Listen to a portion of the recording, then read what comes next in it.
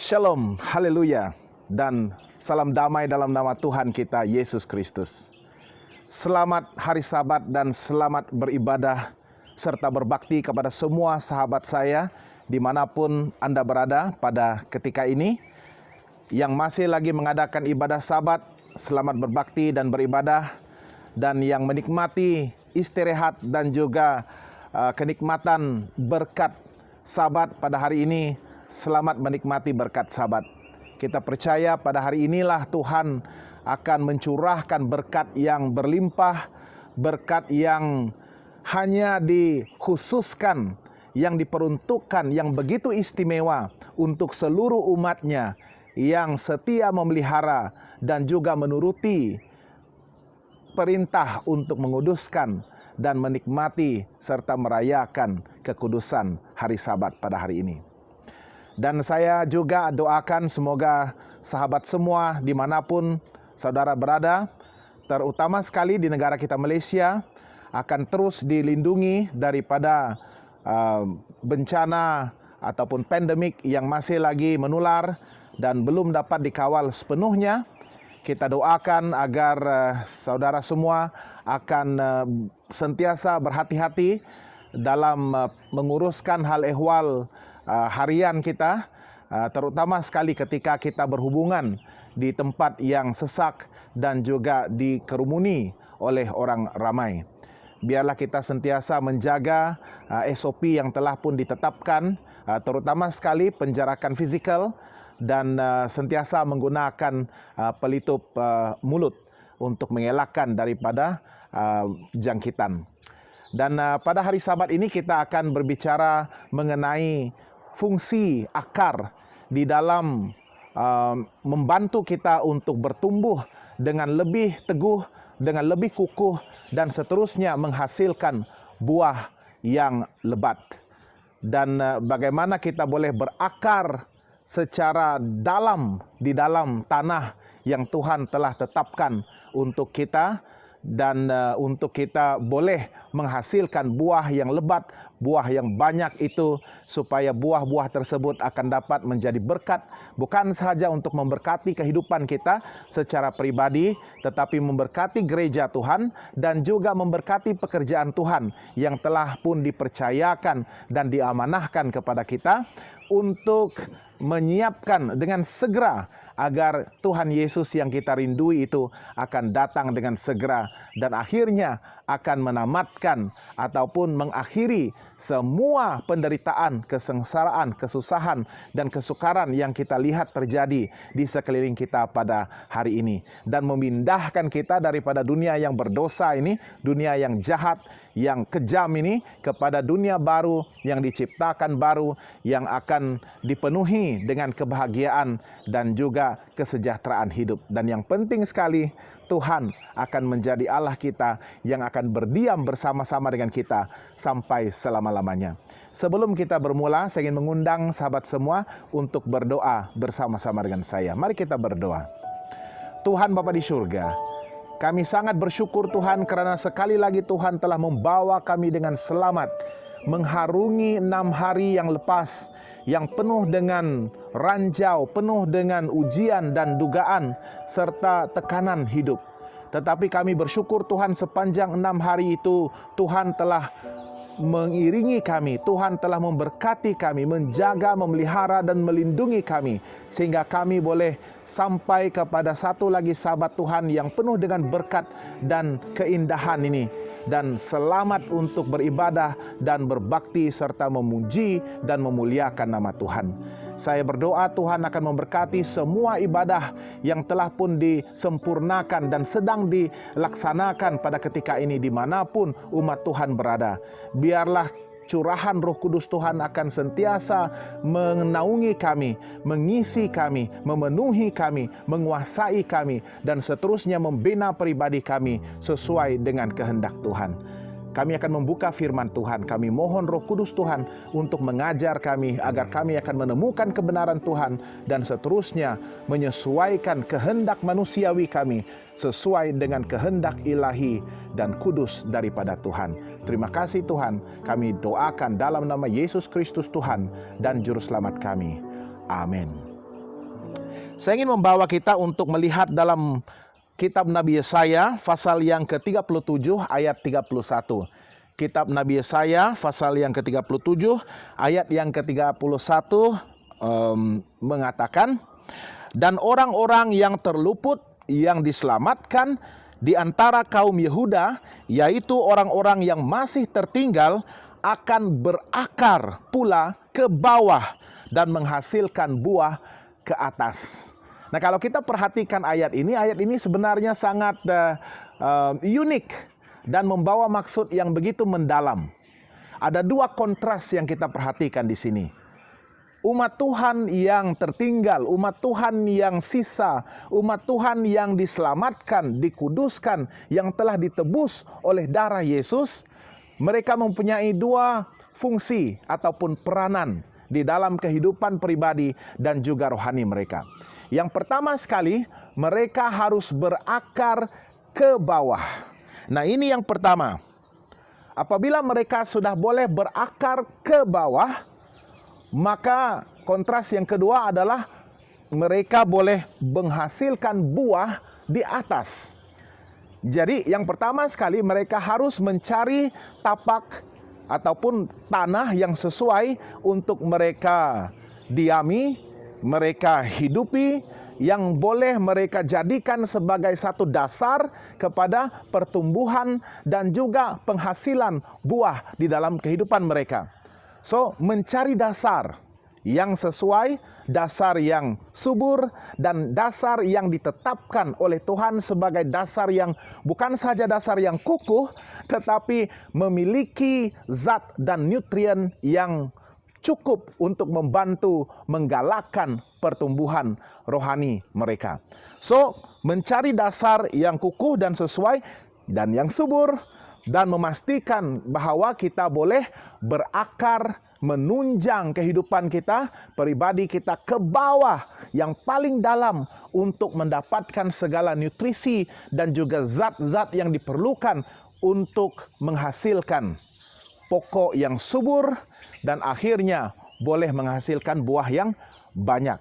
So, perkara asas dalam kehidupan rohani seseorang Kristen yang percaya kepada Tuhan adalah untuk menunjangkan diri sendiri ke tempat ataupun dasar yang paling bawah dan memastikan pertumbuhan kita sebagai pokok ini yang bertumbuh, yang hidup ini akan kukuh, akan teguh, dan sehinggalah air dan nutrisi yang mengalir di dalam badan kita ini akan membantu kita untuk menghasilkan buah yang banyak. Dan itu sangat penting karena Yesus juga menegaskan dan menekankan kepentingan bagi seseorang umat Tuhan ini untuk menghasilkan buah di dalam kehidupan mereka.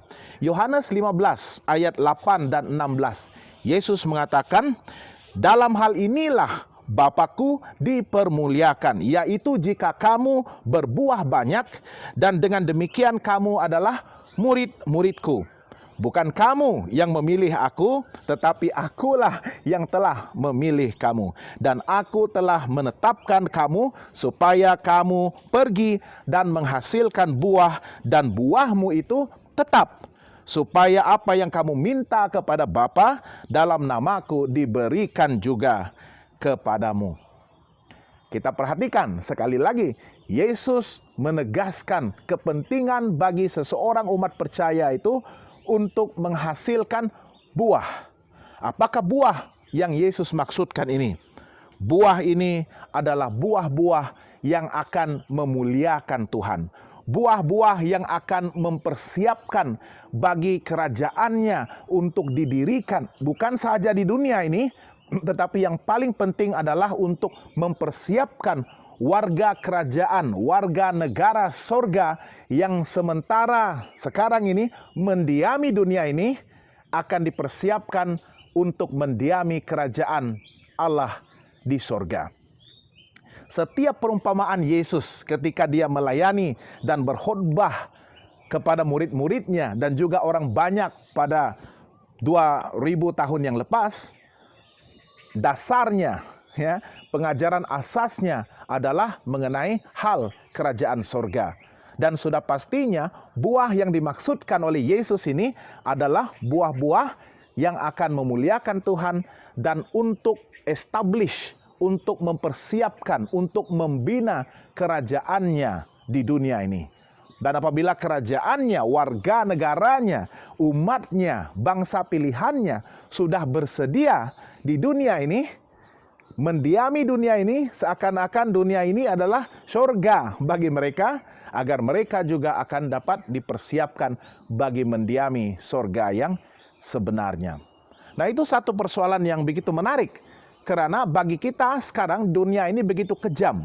Dunia ini begitu kotor. Dunia ini begitu jahat dan dipenuhi dengan dosa. Bagaimana kita boleh menjadikan dunia ini seperti sebuah surga? Karena doa Yesus dengan jelas mengajar kita untuk mendoakan, datanglah kerajaanmu, jadilah kehendakmu di bumi seperti di surga. Dan dia mahukan supaya umatnya, bangsa yang dipilihnya, kita yang ditebusnya ini boleh membawa satu perubahan, membawa satu distinction, satu kelainan, satu pengakuan bagi mereka yang berada di sekeliling kita untuk melihat bahwa sebenarnya kita ini adalah warga negara surga. Kita sudah pun boleh menghidupkan kehidupan ilahi, kehidupan yang kudus, kehidupan yang dikelilingi dan dicurahi dengan kebaikan itu di tempat di mana kita berada pada ketika ini. Kita tidak perlu menjadikan dunia ini sebagai surga, tetapi cukup sekadar kita membawa cahaya dan terang surga itu di tempat di mana kita ditetapkan, diberikan oleh Tuhan kita.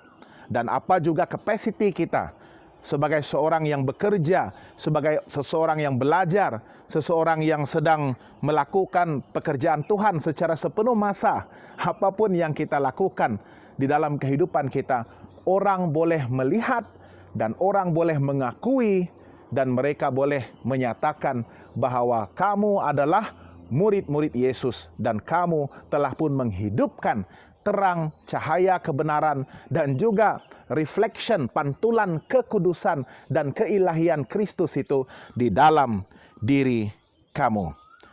Yesus mengatakan, demikian kamu adalah murid-muridku jika kamu dapat berbuah dengan banyak. Dan buah-buah itu bukan saja untuk kita produce, untuk kita hasilkan, tetapi harus kita pelihara. Buah itu harus kekal. Buah itu harus tetap berada di dalam kehidupan kita.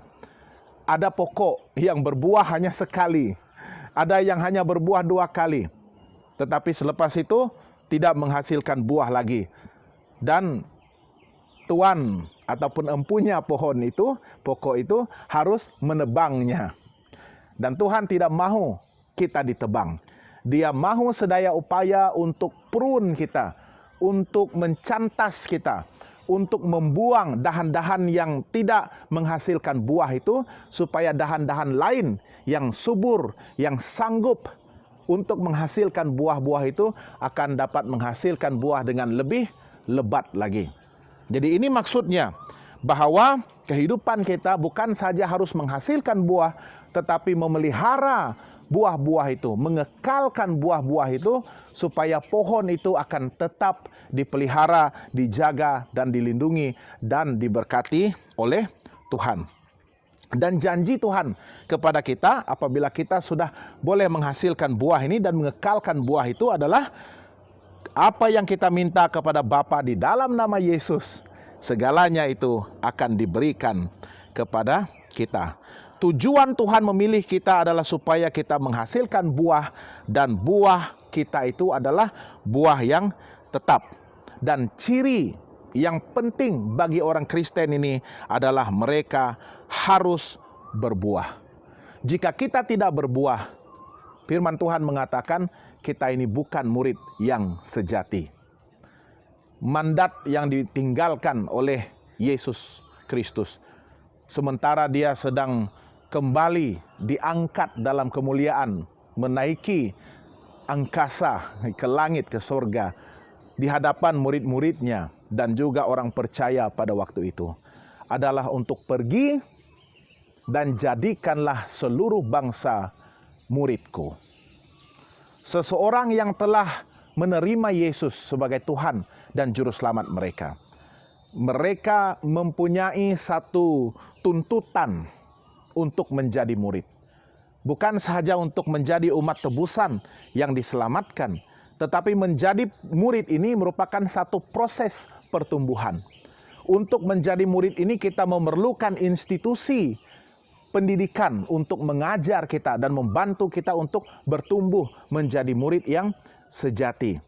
Selain daripada gereja, tempat kita menimba ilmu rohani kita, selain daripada sekolah-sekolah Kristen yang Tuhan sudah dirikan untuk mendampingi pekerjaan dan pelayanan gereja, rumah tangga kita merupakan tempat asas di mana kita harus bertumbuh.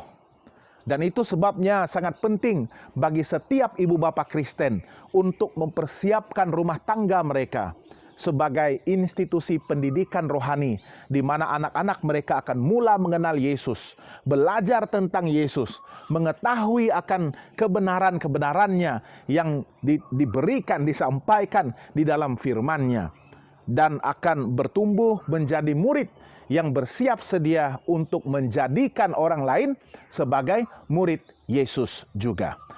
Dan murid itu merupakan proses yang multiply, proses yang akan berkembang, akan memperbanyakkan lagi jumlah murid-murid Yesus di dunia ini. So, bukan hanya berkembang di dalam rumah tangga sahaja, tetapi seorang murid yang dibentuk melalui keluarga yang setia, keluarga yang saleh, keluarga yang beriman itu, apabila mereka keluar dari rumah mereka untuk bergaul dan berhubungan dengan orang lain di sekitar mereka, dimanapun mereka berada, maka mereka juga akan setia memainkan peranan mereka sebagai murid untuk membawa perkabaran Injil ini, berita baik tentang keselamatan, rencana indah yang Tuhan sudah sediakan bagi umat manusia yang berdosa ini, dan membawa mereka untuk menemukan Sang Juru Selamat itu dan bertumbuh dan seterusnya dibentuk menjadi murid yang akan memuridkan orang lain juga. Dan itu sebabnya sangat penting, ciri-ciri seorang murid adalah untuk berbuah. Buah itu bukan sahaja dari segi secara pribadi di dalam kehidupan kita. Buah-buah kebaikan, buah-buah roh yang orang lihat ada di dalam hati dan sanubari kita, dinyatakan, direflekkan, dipantulkan di dalam pribadi kita. Tetapi ianya juga tampak daripada jiwa-jiwa yang kita layani, yang kita menangi ke dalam kerajaan surga. Tuhan menyelamatkan kita supaya kita menghasilkan buah kehidupan dan pelayanan serta buah roh dalam melayani Tuhan. Tuhan meminta supaya kita menghasilkan buah, dan buah itu akan menjadi buah-buah kehidupan yang memelihara kesalehan kita. Oleh kerana segala kebaikan yang kita lakukan itu merupakan satu respons, satu penyataan kita, satu sahutan kita, satu bentuk kesyukuran kita di atas keselamatan yang telah dianugerahkan oleh Tuhan kepada kita. Maka dengan itu buah-buah yang baik itu, yang kita lakukan itu akan membawa kepada keseimbangan kehidupan kita, kesejahteraan dan kebahagiaan kita. Bayangkan orang yang sentiasa sabar ketika menghadapi apapun situasi yang tidak menyenangkan bagi dirinya. Kesabaran itu sendiri boleh membantu dia ataupun menggalakkan dia untuk lebih menikmati kehidupannya. Walaupun ketika diancam, ketika ditekan, ketika diuji dengan pelbagai masalah. Jika dibandingkan dengan orang yang cepat marah, orang yang bengis, orang yang tidak sabar.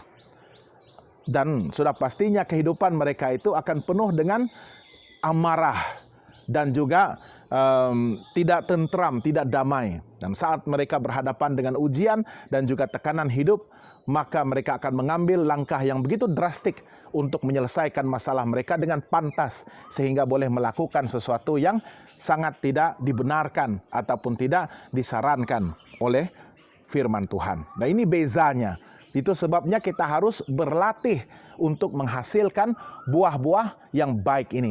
Buah-buah yang didorong oleh Roh Kudus Tuhan. Agar kita boleh mengimbangi kehidupan kita di dunia yang berdosa ini, tetapi tetap memiliki keseronokan, kesenangan, dan kebahagiaan di saat kita dicoba, diuji, dan ditekan. Karena Tuhan mengiringi kita. Karena Roh Kudus mendiami hati kita. Dan kita juga diminta untuk melayani. Melayani di antara satu dengan yang lain. Untuk melayani ini, yang pertama sekali kita memerlukan kesanggupan. Tuhan akan memanggil sesiapa sahaja. Tetapi yang sanggup menjawab, ini aku, utuslah aku. Nah, itu bukan mudah untuk dicari dan dikenal pasti.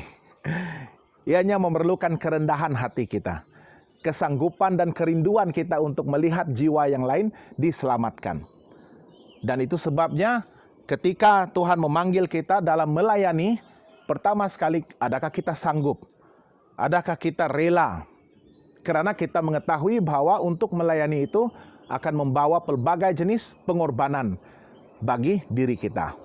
Pengorbanan masa kita, pengorbanan tenaga kita, pengorbanan uang ringgit kita, dan bahkan pengorbanan nyawa kita demi untuk keselamatan orang lain. Bukan saja kesanggupan, kerendahan hati penting agar Roh Kudus yang menuntun kita di dalam pelayanan itu. Kita melayani bukan untuk meninggikan diri, bukan untuk dikenali, bukan untuk dipuja, dijunjung, tetapi kita melayani agar Yesus ditinggikan.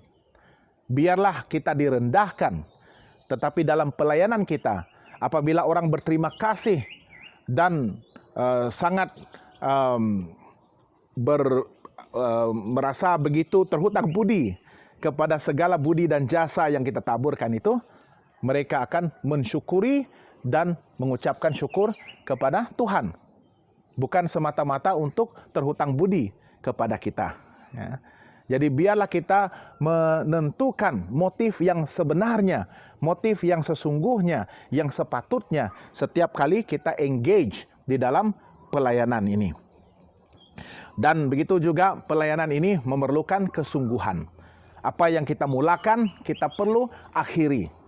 Jangan kita melayani hanya sekadar suam-suam kuku. Nah, sementara kita di dunia ini, sementara saya masih lagi attached dengan gereja, maka saya harus secara paksa rela melayani. Tidak. Ianya harus datang dengan hati yang bersungguh-sungguh, dan apa yang kita mulakan itu pastikan kita akan menyelesaikannya. Jika kita berhasrat untuk melayani seseorang itu, pastikan kita akan melakukan sedaya upaya kita untuk memenangkan dia. Walaupun ketika dia menolak pelayanan kita secara fisikal, tetapi kita akan teruskan memberikan dorongan dan kekuatan itu melalui doa kita yang tidak putus-putus untuk memenangkan jiwa itu bagi Tuhan. Jadi kita harus melayani. Dan melayani ini dia akan membawa kepada satu keteguhan dasar yang kukuh dan juga utuh, menunjang ke bawah, ke dasar yang paling bawah itu di dalam diri kita sendiri. Kita boleh bertumbuh ketika kita melayani. Karena melalui melayani itu kita boleh mengenal pasti keperluan orang. Apabila kita mengenal pasti keperluan orang, kita akan mulai sadar bahwa orang-orang yang kita layani ini sebenarnya mungkin jauh lebih menderita daripada kita. Mereka sangat memerlukan daripada kita. Dan oleh karena itu kita akan terdorong untuk menyalurkan sedikit berkat daripada apa yang kita terima, yang kita telah rasai dan alami itu, dan berikan kepada mereka. Melalui pengalaman ini, saya percaya kita akan dapat bertumbuh dengan lebih kukuh dan utuh, menunjang ke bawah. Dan ianya boleh dilihat di atas melalui buah-buah kebaikan yang kita hasilkan. Jadi harus melayani dengan hati yang begitu rendah, bersungguh-sungguh, bersemangat, dan lakukan sehingga kedatangan Yesus yang kedua kali. Jangan putus-putus untuk melayani. Kita dibentuk secara rohani menjadi orang-orang yang melayani Tuhan, dan dalam pelayanan kita harus mengalami pembentukan rohani dan karakter. Pelayanan kita itu harus boleh mengubah kita. Jika kita selama ini adalah orang yang suka mementingkan diri sendiri, maka apabila kita melayani, kita akan berubah menjadi orang yang lebih mementingkan kepentingan orang lain. Jika selama ini kita bersikap tamak, hanya ingin memuaskan keinginan dan hasrat hati kita sendiri, tetapi di saat kita melayani, kita akan mula merendahkan diri dan sentiasa mengutamakan keperluan dan juga keinginan orang lain. Ketika selama ini kita seorang yang bengis, kita seorang yang suka marah, ketika kita melayani, kita akan belajar erti kesabaran. Kita akan belajar erti kasih yang sejati, yang sebenarnya. Jika selama ini mungkin kita seorang yang kedekut, untuk mengeluarkan 1 sen pun kita sangat kedekut. Tetapi ketika kita melayani, kita tahu bahwa nilai sesen pun itu merupakan satu nilai yang paling besar bagi mereka yang memerlukan.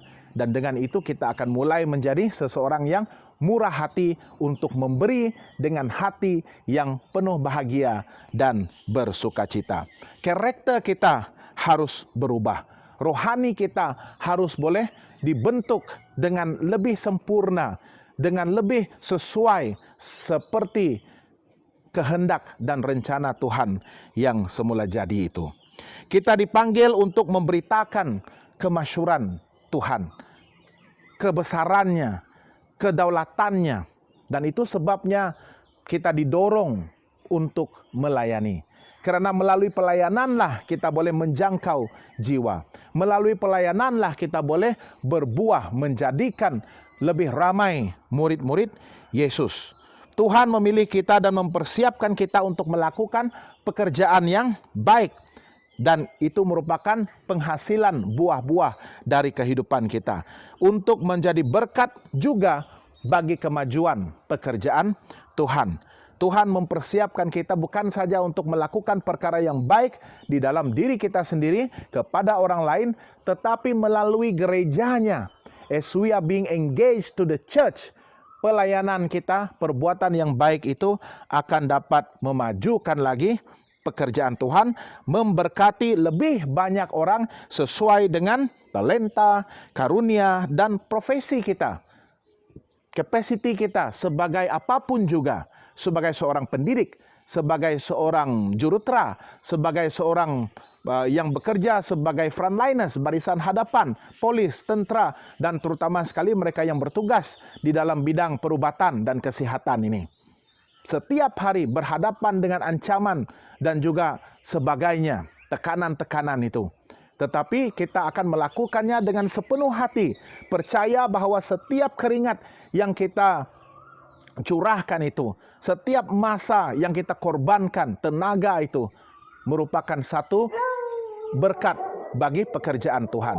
Merupakan sesuatu yang akan menyumbang kepada kemajuan di dalam pekerjaan Tuhan.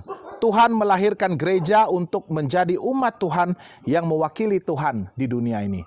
Sebagai seorang yang berbuah, yang ingin berbuah, yang ingin berakar itu, kita memerlukan saluran yang betul. Ya, ramai yang suka untuk melakukan pelayanan pribadi, pelayanan sendiri-sendiri. Ya, tetapi dalam konteks pemuridan ini, Tuhan memerlukan satu platform yang lebih besar, dan Tuhan telah menubuhkan dan mendirikan gerejanya sebagai tempat di mana kita boleh menyalurkan buah-buah kebaikan itu kepada orang lain dalam skala yang lebih besar, dalam kerangka yang lebih besar. Jadi itu memerlukan supaya kita attach dengan gereja dan setia melayani di gereja dimanapun saudara dan saya dinaungkan, dimanapun kita attach, ya, dihubungkan di dalam sesebuah gereja itu. Dan gereja Seventh-day Adventist ini merupakan satu gereja zaman akhir, gereja sisa yang akan mempersiapkan bagi kedatangan Yesus yang kedua kali. The mission itu merupakan satu yang begitu penting di dalam gereja kita. Apabila mission kita adalah untuk mempersiapkan bagi kedatangan Yesus, dan itu harusnya menjadi keutamaan kita. Harusnya ditinggi dan dijulang di dalam setiap aktiviti yang kita lakukan di dalam gereja, dalam setiap bentuk pelayanan, dalam setiap departemen ataupun jabatan-jabatan pelayanan di dalam gereja. Karena itu merupakan misi yang utama, mandat yang telah diberikan oleh Tuhan kepada gereja yang akhir ini, gereja yang sisa, gereja yang akan menjadi pendahulu yang mempersiapkan bagi kedatangan Yesus yang kedua kali. Kita ini mewakili Tuhan di dunia ini, dan itu sebabnya kita harus bersikap ataupun memancarkan karakter dan pribadi ilahi yang saleh, yang boleh diakui sebagai kehidupan yang sangat berbeza daripada kehidupan orang-orang yang masih attached dengan dunia, masih dihubungkan dengan kuat dengan dunia ini. Jadi kita harus memainkan peranan yang penting untuk memastikan misi dan tugas kita itu dapat diselesaikan melalui gereja kita. Jadi walaupun kita masih lagi suka untuk melakukan pelayanan pribadi, jangan kita neglect, jangan kita abaikan pelayanan kolektif kita dalam jumlah yang lebih banyak ini melalui gereja. Dan pastikan gereja itu berfungsi. Pastikan gereja itu boleh melakukan peranannya menjadi terang, menjadi saluran berkat, menjadi avenue, tempat di mana nama Tuhan itu ditinggikan, dimuliakan, sehingga sekitar community dan masyarakat yang berada di sekeliling gereja itu dapat datang mengenal Tuhan melalui fungsi ataupun gereja yang telah melakukan dan memainkan fungsi mereka dengan bersungguh-sungguh, dengan begitu rajin. Kita mempermuliakan Bapa di surga jika kita menghasilkan buah yang lebat, dan oleh itu akar sangat menentukan pertumbuhan sesebuah pohon itu, sama ada dalam quality dan juga quantity buahnya. Musim ini di Thailand ini sedang menikmati buah mangga, dan buah-buah mangga ini biasanya akan dijual dengan begitu murah sekitar beberapa bulan, ya, sehinggalah musim mangga itu tak habis, ya. Tetapi mangga sebenarnya all year round, ya, sepanjang tahun, ya. Cuma ada beberapa bulan itu di mana buahnya dihasilkan dengan begitu lebat dan banyak. Dan oleh kerana jumlah yang begitu banyak, maka harganya begitu murah. Dan mangga di negara Thailand ini boleh dibeli semurah 15 baht, ya, ataupun sekitar 2 ringgit sekilo. Dan itu merupakan mangga yang manis, masam-masam manis, dan ada yang manis. Ya, tetapi apa yang saya rasai ataupun pengalaman saya dalam membeli mangga-mangga ini, tidak semua mangga-mangga itu yang kita pilih sendiri manis, ya. Ada ketikanya dia sekadar juicy, ya, berair, tetapi kurang rasa manisnya, walaupun daripada pokok yang sama. Jadi ini membawa kita kepada satu fakta dan kebenaran bahwa dalam satu pohon yang berbuah itu sekalipun, tidak semua buah-buah itu memiliki kualiti di dalam buahnya untuk memberikan rasa manis, masam tetapi manis itu, dan berair, juicy itu, ya. Karena bagi Yesus bukan kuantiti yang dicarinya. Ya, kita boleh berbuah dengan lebat seperti lombokan buah-buah mangga ini, tetapi yang paling penting adalah kualitinya, kemanisannya, kenikmatan, kesedapan ketika kita memakannya. Dan untuk membolehkan kita bertumbuh bukan saja dalam jumlah yang banyak, berbuah dalam jumlah yang banyak, tetapi yang penting sekali mengekalkan kualitinya. Dan itulah sebabnya orang Israel, bangsa Yehuda ini, mereka yang diselamatkan ini harus menjadi setia, yang bersungguh-sungguh percaya kepada firman Tuhan, dan tidak mudah menyerah kepada sebarang intimidasi ataupun ancaman daripada musuh dan juga kesukaran, penderitaan yang terjadi di sekitar kita. Mereka akan berakar dan berbuah. Dan hal ini menggambarkan orang-orang percaya yang bersungguh-sungguh hati, karena ramai juga orang pada waktu ini, ya, mereka kelihatan seperti pohon yang berbuah banyak, tetapi akhirnya mereka lari dan meninggalkan Tuhan karena penderitaan, sebagai satu tekanan, ancaman yang sangat menekan dan mengalahkan mereka di dalam iman dan kepercayaan mereka, sehingga mereka memilih untuk melarikan diri, meninggalkan Tuhan.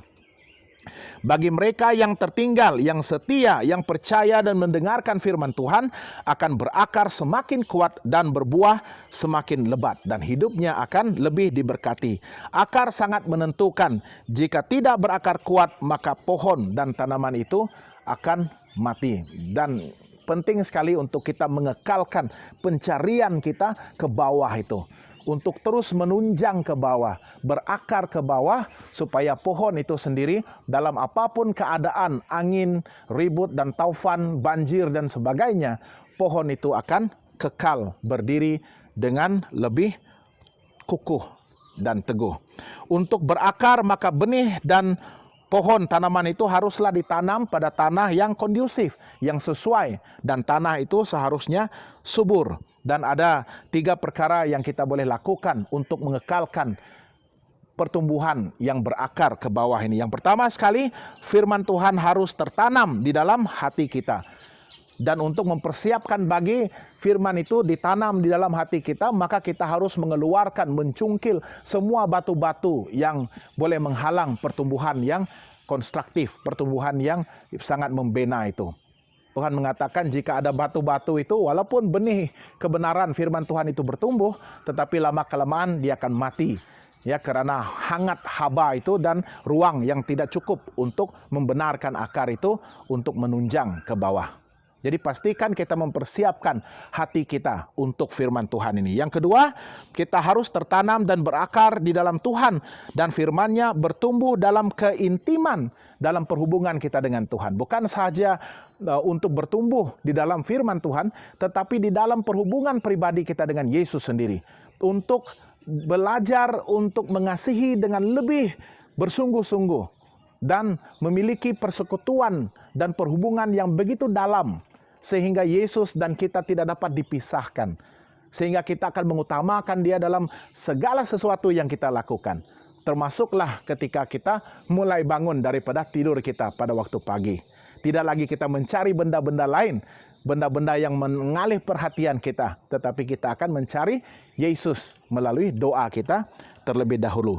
Dan yang ketiga, kita yang sudah menjadi anak Tuhan juga harus tertanam dan berakar di gereja lokal kita, di gereja yang kita dihubungkan.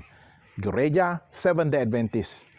Dan kiranya itu adalah gereja kita, maka kita harus berakar, kita harus mendukung pelayanan gereja, kita harus menyokong setiap aktiviti gereja, dan pastikan gereja boleh menggunakan segala talenta kita, tenaga kita, dan sumbangan kita untuk memajukan pekerjaan Tuhan melalui gereja. Saya akan akhiri dengan petikan ayat daripada Yeremia pasal yang ke-17 ayat 7 dan ayat 8. Yeremia pasal yang ke-17 ayat 7 dan ayat 8 mengatakan, "Diberkatilah orang yang mengandalkan Tuhan, yang menaruh harapannya pada Tuhan. Dia akan seperti pohon yang ditanam di tepi air, yang merambatkan akar-akarnya ke tepi batang air, dan yang tidak mengalami datangnya panas terik, yang daunnya tetap hijau, yang tidak khawatir dalam tahun kering, dan yang tidak berhenti menghasilkan buah." Ayat ini menekankan kepentingan air di dalam pertumbuhan sesebuah pohon itu. Apabila akar kita menunjang ke bawah dan boleh menemukan sumber air, maka apapun keadaan di atas, sama ada bencana alam ya ataupun unsur-unsur alam yang selalu membawa kepada kemusnahan di atas, dia tidak akan dipengaruhi. Dia akan malah tetap teguh dan kukuh. Walaupun ketika kemarau, dia akan tetap hidup. Kenapa? Karena sumber airnya itu adalah di bawah itu. Dan air ini melambangkan Roh Kudus dan firman Tuhan. Untuk berakar, bertumbuh dan berbuah, kita harus tertanam, berakar di dalam gereja yang mengajarkan firman Tuhan secara alkitabiah. The church has to preach biblical messages. Ya, pastikan gereja kita mengajarkan kebenaran Tuhan. Jangan menyimpang daripada kebenaran Tuhan.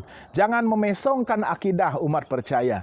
Pastikan gereja yang kita hubungi itu merupakan gereja yang akan meninggikan Yesus dan mengajarkan keseluruhan isi Alkitab, termasuklah dalam perjanjian lama dan perjanjian baru, dan sentiasa menubuatkan kedatangan Yesus yang kedua kali. Gereja yang mengandalkan kuasa dan juga pengurapan kuasa Roh Kudus Tuhan. Kita harus tertanam di satu gereja lokal dan jangan kita begitu ragu-ragu setiap kali kita dihubungkan dengan gereja itu. Ya, maksudnya jangan lagi mengalih perhatian kepada gereja-gereja lain. Ya, tumpukan kepada usaha kita untuk membina gereja lokal kita dan memastikan gereja lokal kita itu akan dapat berfungsi dengan baik dan mempersiapkan bagi kedatangan Yesus yang kedua kali. Doa saya adalah agar semua sahabat akan diberkati pada hari ini dan akan terus memiliki kekuatan untuk bertumbuh sebagai pohon yang berbuah dengan lebat dan banyak, bukan sahaja dalam kuantiti, dalam jumlah, tetapi yang paling penting dalam kualiti buah yang boleh membawa orang untuk mengakui bahwa kita ini adalah umat Tuhan yang sejati dan bahwa kita telah pun memainkan peranan kita untuk menjadi murid yang baik, yang setia, dan menghasilkan, menjadikan orang lain juga sebagai murid Yesus. Inilah doa saya dalam nama Yesus Tuhan dan Juru Selamat kita. Amin. Mari kita berdoa. Bapa di surga, sekali lagi Tuhan, kami sangat bersyukur kerana firman Tuhan pada hari ini telah pun mengajar kami satu lagi kebenaran penting, bahwa kami dipilih Tuhan sebagai bangsa yang dipersiapkan bagi membina dan mendirikan kerajaan Tuhan di dunia ini.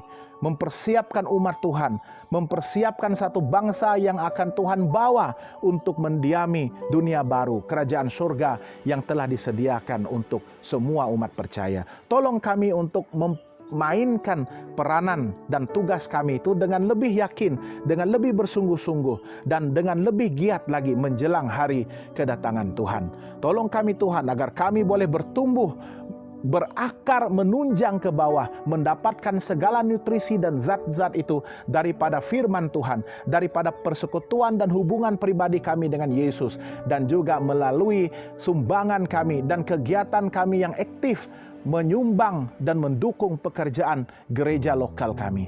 Tolong kami Tuhan agar kami akan berakar ke bawah dan akhirnya boleh menghasilkan buah di atas pada dahan-dahan kehidupan kami. Dan buah-buah itu akan dapat membawa berkat bukan saja kepada diri kami secara pribadi, kepada keluarga kami, tetapi kepada masyarakat dan community di mana kami sedang diami saat ini Tuhan.